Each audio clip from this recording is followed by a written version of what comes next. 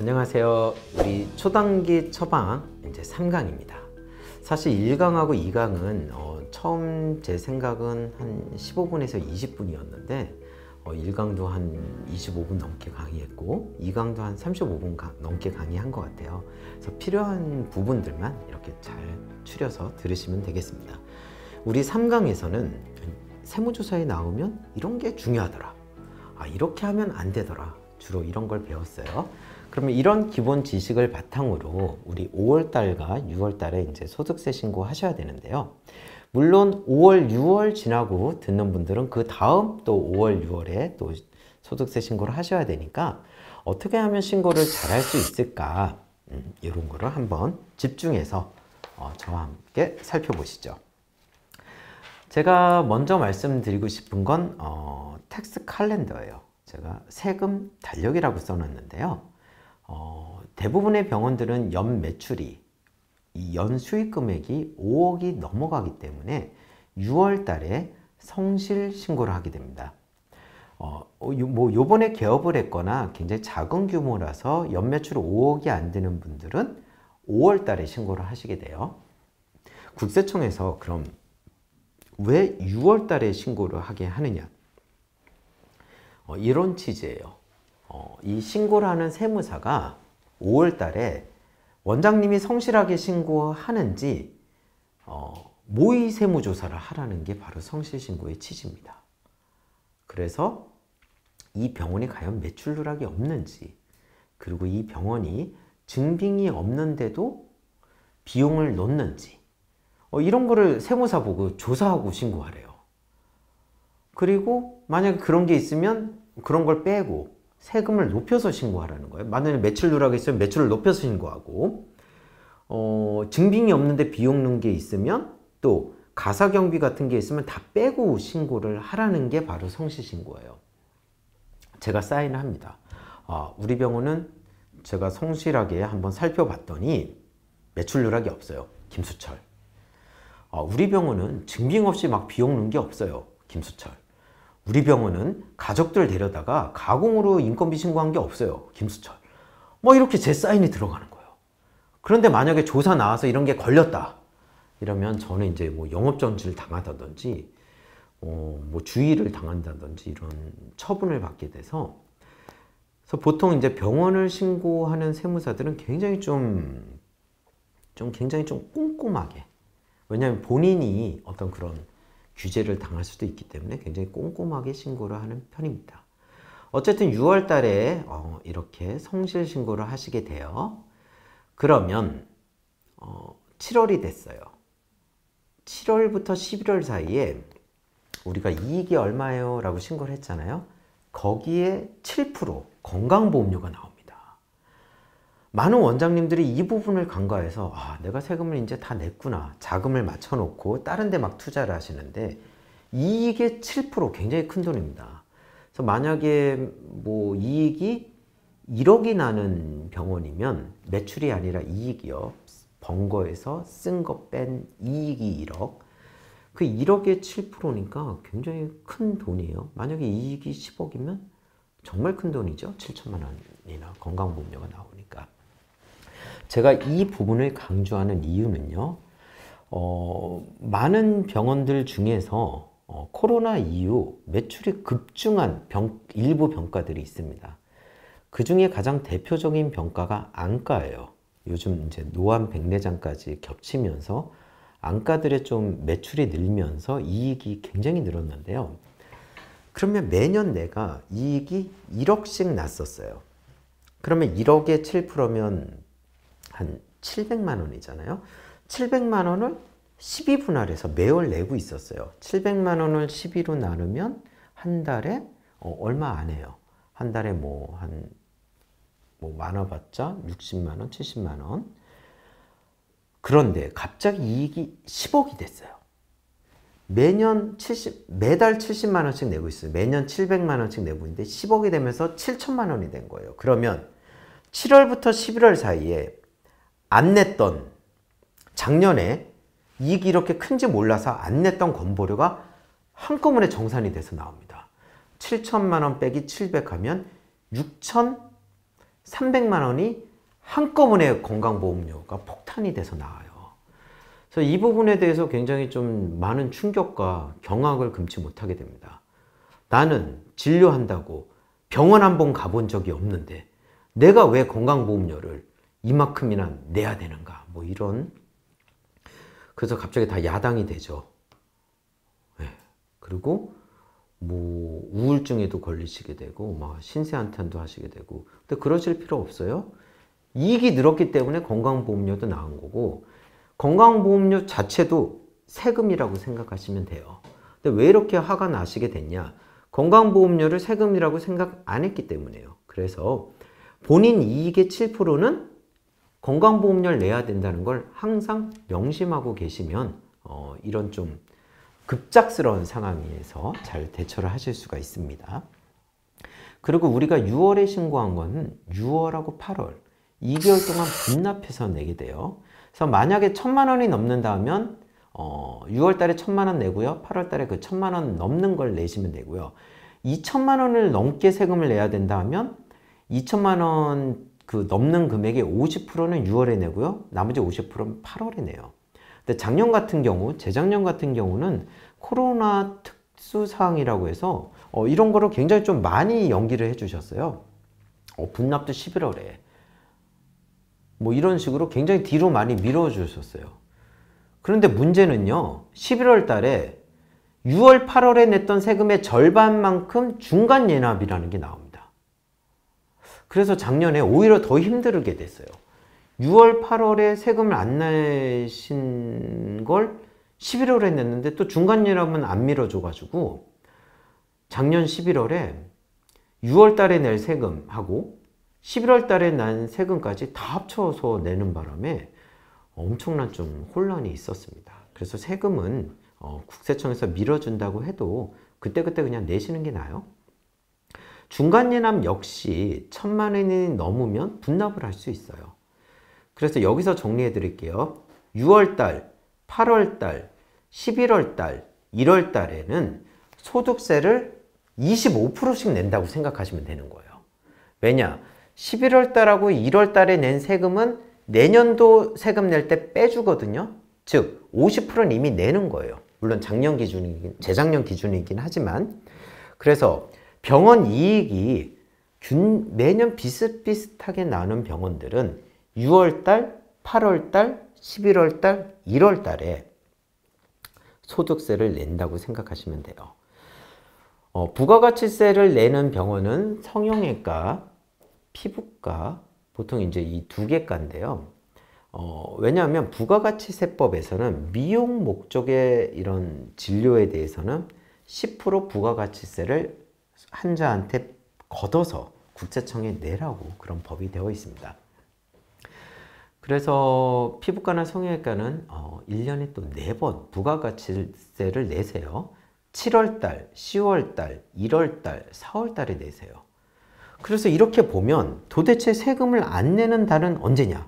9월달에 안 내고요. 12월달에 안 내고 2월달에 안 내고 3월달에 안 내고 나머지는 다 세금을 내세요. 그래서 6, 7, 8, 10, 11, 1, 4 이때는 세금을 냅니다. 그래서 이렇게 생각하시면 될 것 같아요. 그냥 매달 세금을 낸다. 이렇게 생각하시고 사시면 편합니다. 그래서 매출액에 이익이 얼마 나올지 모르니까 대략적으로 매출, 요번 달에 만약에 5억을 벌었다? 그러면 한 10%, 한 5천만 원은 세금을 내야 되겠다 라고 그걸 따로 통장에 빼놓으세요. 그래야 이제 세금 낼 때 되면 세금을 딱딱 내지, 이걸 갑자기 내려고 그러면 카드로 내게 되는데 카드로 세금을 내면 카드 수수료가 1%인가 돼서요. 굉장히 좀 큰 편이에요. 그래서 뭐 카드로 하시지 마시고 이런 거는 좀 미리미리 매출의 한 10% 정도는 세금 낼 돈으로 좀 미리미리 모아두실 필요도 있다고 설명을 해드리겠습니다. 병원을 10년, 20년 하신 분들도 언제 세금을 내시는지 몰라서 매달 전화 오시는 분이 계세요. 김세무사, 이번 달에 혹시 내가 낼 세금이 있나? 없습니다. 다행이네. 뭐 이런 식으로 매달 전화 오시는 원장님 계세요. 근데 이런 걸 좀 이렇게 출력하셔서 딱 달력에다 좀 미리 표시를 하시고 좀 매달 자금을 준비하시기를 추천을 드립니다. 우리 소득세율 보겠습니다. 우리 가세표준이라고 하면 이익 개념으로 보시면 돼요.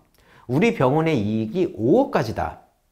그러면 1,200만 원까지는 6%, 4,600만 원까지는 15%, 8,800까지는 24%, 1억 5천까지는 35%, 3억까지는 38%, 3억부터 5억까지는 40%의 세율을 곱해서 세금을 내게 되고요. 5억이 넘어가시는 분들은 5억부터 10억까지는 42%, 이제 10억이 쭉 넘어가시는 분들은 45%의 세율을 곱해요. 그래서 10억 정도 이익이 나시는 분들은 45%의 지방세 4.5%, 49.5%, 거기 아까 말씀드렸죠. 건보료 있다고. 다음 달에 건보료 나온다고. 7% 더하면 몇 프로? 총 56.5%가 세금이세요. 그래서 원장님이 정말 밥도 안 먹고 수술을 막 열심히 했어요. 그래서 한 3억 더 벌었어. 하지만 3억에 대해서 56%니까 대충 60% 하면 한 1억 7천 정도 세금이 나간다. 그래서 3억이 온전히 내 돈이 아니라 1억 3천밖에 안 남는다는 사실을 알게 되면 내년에 이렇게 열심히 하면 안 되겠구나 이런 생각을 하시더라고요. 그래서 분명히 우리가 번다고 해서 그 돈이 전부 원장님 돈이 아니다. 세금이 거의 60% 정도 육박하게 나간다는 걸 아시고 대략적으로는 반 정도 세금이다. 그럼 이렇게 한번 따져볼게요. 여기 보시면 이비인후과 26.9%, 대략 25%라고 보겠습니다. 그러면 10억을 매출을 올리는 이비인후과가 있으면 이익이 2억 6,900만 원이라는 소리예요. 그러면 2억 6,900만 원, 대략적으로 한 2억 5천이라고 칠게요. 2억 5천 중에 세율을 평균적으로 한 30%라고 친다면 어떻게 되죠?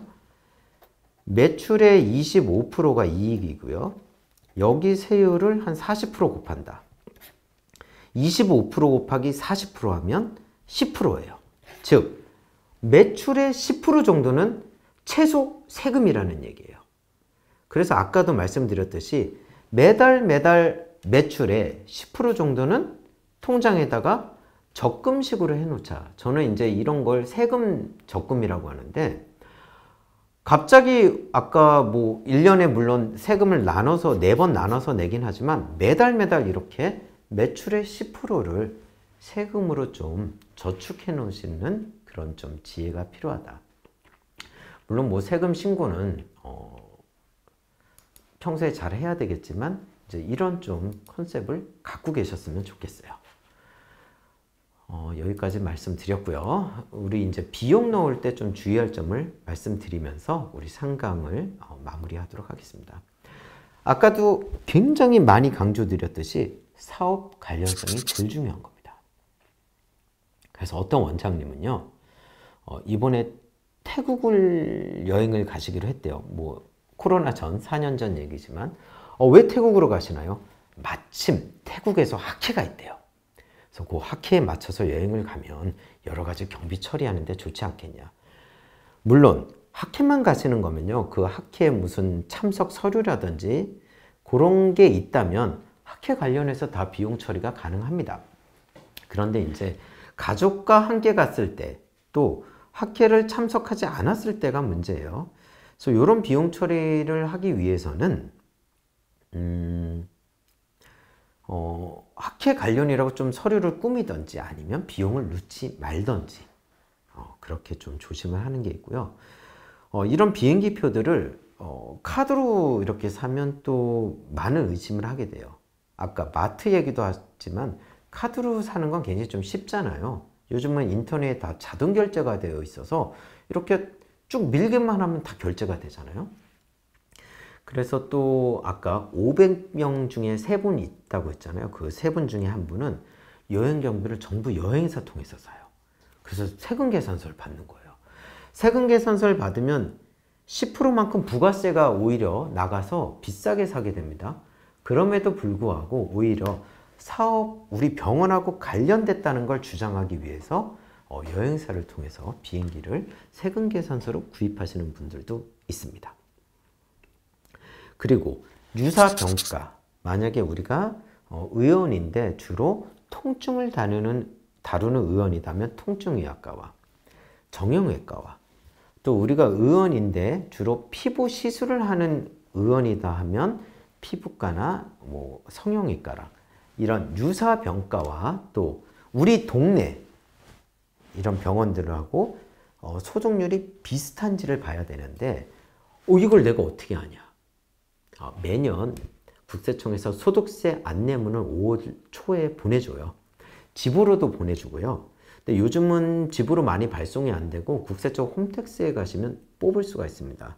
그 담당 직원이나 세무 대리인 분한테 좀 뽑아달라고 하세요.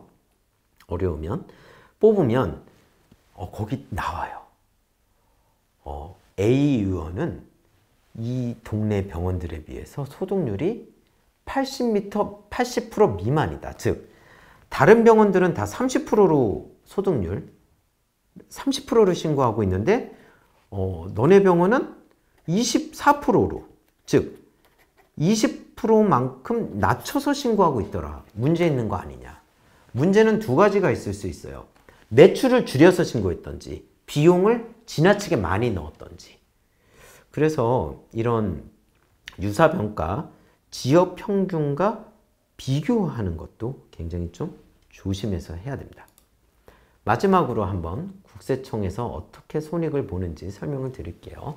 일단 매출은 저 같은 경우는 뭐 일반 수입이 이제 비보험이죠. 의료보험, 자동차 보험회사에서 들어오는 돈들, 보통 이건 정형외과가 좀 많고요. 산재에서 들어오는 돈들, 이런 식으로 좀 매출을 좀 굉장히 좀 잘게 구별해서 신고를 합니다. 그 이유는요, 전체 매출 대비 비보험 수입이 일정한 게 굉장히 좀 좋으세요. 그리고 실제로 전체 매출 대비 비보험 수입은 일정합니다. 왜냐하면 하루아침에 우리가 진료 과목이나 진료 시술을 바꿀 게 아니기 때문에 이 병원 같은 경우는 전체 매출이 47억인데 28억, 즉 60%가 비보험이었어요. 그 다음에는요, 전체 매출이 49억, 2억 정도 늘었네요. 근데 비보험 매출도 2억이 늘어서 31억 정도예요. 63%. 60%, 63%면 그게 크게 차이가 나는 것이 아니기 때문에 이 정도 매출 비율이면 아마 매출 누락이 없을 것이라고 국세청에서 생각을 해요. 역으로 원장님들도 아니면 담당 세무사들도 이런 식으로 비율 분석을 하고 신고를 해야 됩니다. 그리고 이런 식의 비율 분석을 하다 보면 고의가 아닌 실수로 매출 누락한 것도 찾을 수가 있어요. 일반 수입이 28억, 즉 전체 매출의 60%였는데 요번에 신고한 걸 보니까 40%밖에 안 되는 거예요. 20억밖에. 10억은 그러면 매출이 줄었던지 신고가 빠진 거예요. 그런 식의 비율 분석을 해서 매출 신고가 제대로 됐는지 우리도 체크할 수 있고 국세청도 이런 식으로 매출 누락이 있는지 체크를 할 수가 있습니다. 그래서 굉장히 조심해야 되고요.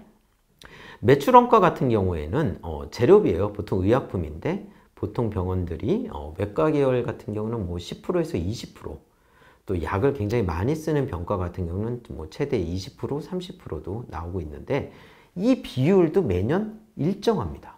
여기 보시면요, 11%잖아요. 매출 대비. 그 다음에는요, 10%잖아요. 이런 식으로 이 병원은 쭉 의약품이 매출 대비 10%인 거예요. 이런 식으로 또 비율 분석을 하는 게 굉장히 중요하고요. 만약에 이 재료비가 갑자기 매출 대비 5%였어요. 그러면 나머지 2억 5천만큼은 세금 계산서를 안 받았을 가능성이 큽니다. 그럴 경우에는 연락을 해서 세금 계산서를 받으셔야 되는 거예요. 그래서 이런 비율 분석을 통해서 덜 신고됐는지 더 신고됐는지 이런 체크를 하는 거고요. 직원급여 같은 경우도요. 이 병원 같은 경우는 전체 매출의 28%가 비용인데요. 인건비인데요. 갑자기 어떤 해 40% 인건비가 들어갔다? 그러면 한 12% 정도 인건비 신고가 더 된 거고 국세청에서는 어떻게 생각할까요? 매출 누락을 해서 매출 대비 인건비율이 올라갔구나. 이렇게 생각하던지 일하지도 않은 직원들을 12%만큼 비용 처리를 했구나. 어느 쪽으로 생각하든 세무조사는 나옵니다. 그래서 인건비 같은 경우는 매출 대비 몇 프로인지 꼼꼼하게 체크하실 필요가 있어요. 하지만 억울한 병원도 있었어요. 매출 대비 인건비 비율이 60%인 병원이 있어요. 왜냐고요? 환자가 없어요. 그래서 3년이 지났는데도 한 5억 매출에 인건비가 3억이에요. 근데 국세청은요? 그렇게 생각 안 해요. 여기가 병원이 안 되는구나 생각 안 하고 여기 봐라. 매출을 숨겼나 보네. 5억이나. 어떻게 60%의 매출 대비 60%의 인건비를 매년 주면서 병원을 지탱하고 있냐. 여기는 분명히 매출을 반은 숨겼을 거야 라고 조사를 나오게 돼요. 근데 황당하죠. 조사 나오고 보니까 진짜 안 되는 병원인 거야. 그러면 서로 참 안 좋습니다. 그래서 이런 비율들을 좀 잘 체크하면서 해라. 주로 체크해야 되는 거는 복리후생비, 매출 대비 1%가 안 넘게 신고하시는 게 좋아요. 그 다음에 뭐 교육훈련비 이런 거 쓸데없는 비용 넣지 마시고요. 접대비도요. 매출 대비. 그 다음에 광고 선전비 같은 경우도 이런 뭐 광고를 크게 안 하는 병과들은 뭐 한 1% 정도 쓰세요. 근데 뭐 강남에 좀 전국구 성형외과나 피부과 같은 데들은 최대 10%까지도 쓰고 있고요. 하지만 이 비율도 매년 비슷해야 된다. 갑자기 확 바뀌면 매출 누락했던지 가짜 비용을 넣었다고 국세청에서 의심을 하게 됩니다. 그래서 이런 비율 분석이 중요하다는 걸 한번 인지를 하시고 원장님들 아마 결산서 같은 걸 세무사들이 줬을 거예요. 오늘 그 결산서를 꺼내 놓으시고 한번 비율 분석을 해보시죠. 그래서 우리 병원은 매출 대비 인건비 비율이 30%네? 이상하다. 내 친구네는 20% 같은데 그러면 우리가 10% 정도 왜 인건비가 더 나갈까? 이런 경연 효율화에 대한 분석까지도 이런 비율 분석을 통해서 알 수 있으니까 그런 준비를 좀 해주셨으면 좋겠습니다. 그래서 오늘 3강까지 강의를 했는데요.